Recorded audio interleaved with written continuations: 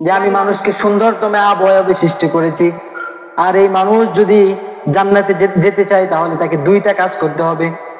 এক নম্বরে তাকে ঈমান আনতে হবে, দ্বিতীয়ত নেক কাজ করতে হবে।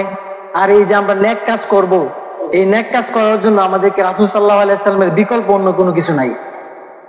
আল্লাহ পাক রব্বুল আলামিন রাসূল সাল্লাল্লাহু আলাইহি ওয়াসাল্লামের সম্পর্কে বলেছেন, কুল ইন কুনতুম তুহিব্বুনাল্লাহ ফাত্তাবিউনি ইউহিব্বুকুমুল্লাহ।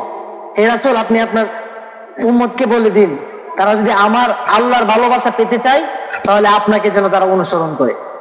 রাসূল সাল্লাল্লাহু আলাইহি ওয়াসাল্লামের অনুসরণ সম্পর্কে রাসূল সাল্লাল্লাহু নিজেই বলছেন, কুল্লু উম্মতি ইয়াদখুলুনাল জান্নাহ, যে আমার সকল উম্মত জান্নাতে যাবে। সুবহানাল্লাহ।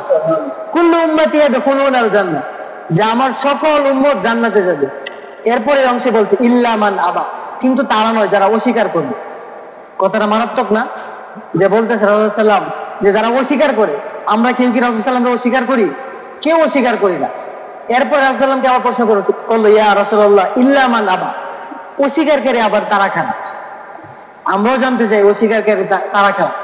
তখন রাসূল সাল্লাল্লাহু আলাইহি ওয়াসাল্লাম বললেন, মান আতানি দাখালাল জান্নাহ ওয়া মান আসানি ফাকাদ আবা, যে ব্যক্তি আমাকে অনুসরণ করবে, আমি যা করেছি তা সে করবে, সেই হচ্ছে জান্নাতে যাবে। আর যে ব্যক্তি আমাকে অনুসরণ করবে না, ফাকাদ আবা, সেই হচ্ছে আমার অস্বীকার করে। রাসূল সাল্লাল্লাহু আলাইহি ওয়াসাল্লামকে অনুসরণ করাই হচ্ছে আল্লাহ পাক রব্বুল আলামিনের ভালোবাসা পাওয়ার একমাত্র মাধ্যম।